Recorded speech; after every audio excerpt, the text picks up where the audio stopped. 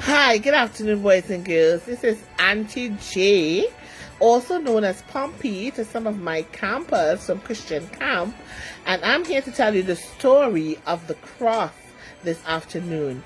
Now, this story is taken from the Holy Bible and can be found in Matthew chapter 27 or chapter 28, but I'm reading to you from 5-minute Bible stories that's retold by Lois Rock. Long time ago, the Roman soldiers in Jerusalem had to execute prisoners. One of them was called Jesus. "What's he done?" asked the officer. "He can't be one of those anti-Roman terrorists, or I would have heard more about him." "No, he's a religious nut," said one of those men.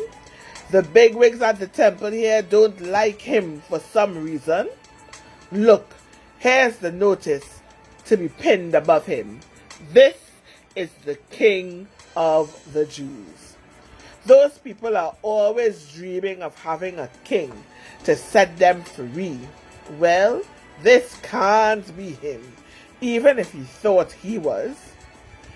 They took their prisoners outside the city to a place called Golgotha, which means the skull. There they crucified them, nailing them to crosses of wood that was left planted in the ground. "That Jesus had a decent tunic," said the soldiers. "Let's not rip it up. We can play dice, and the winner can have it whole." As the soldiers gambled at the foot of the cross, the crowds edged nearer, jeering at Jesus. "So you thought you were God's chosen king, did you?" they called. "Go on, show how powerful you are now. Save yourself if you can." One of the prisoners was angry. "Yeah, get us out of this," he snarled. "Leave him alone," said the other. "We know why we are in this kind of trouble, but Jesus didn't do anything wrong." Then he looked at Jesus and said, "Remember me, won't you?" he said. Jesus nodded. "Today you will be with me in paradise." But to the men on the cross, paradise seemed far away. In fact, the whole world seemed to be under a strange cloud.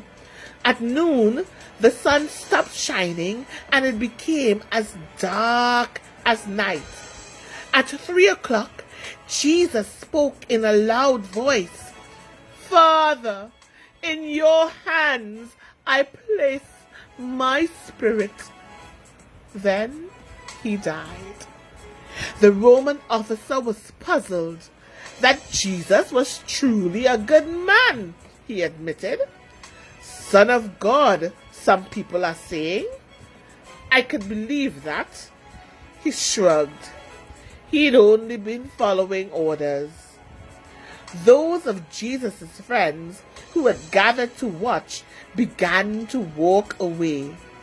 They had believed so much in Jesus and his teaching. Now it was all over. There was no point in going on, hoping for some kind of miracle. Only one man was brave enough to go and ask Pilate for Jesus' body. Joseph of Arimathea was a secret follower of Jesus. He also had enough money to have his own tomb already prepared. He arranged for the body to be carried away and laid inside the low cave. Then he asked for the heavy stone door to be rolled shut. The sun began to set. Friday was ending, and the Sabbath was beginning. Jesus' friends had to respect the weekly day of rest, so they went back to where they were staying.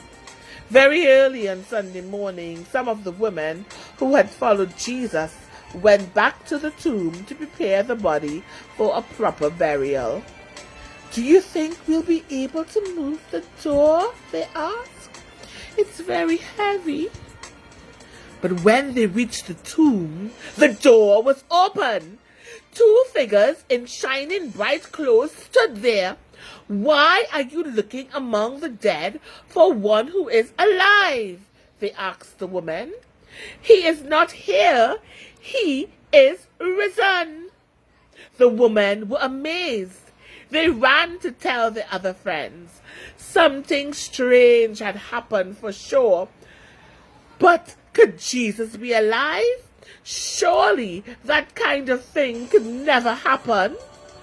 Over the next few days, they actually saw him.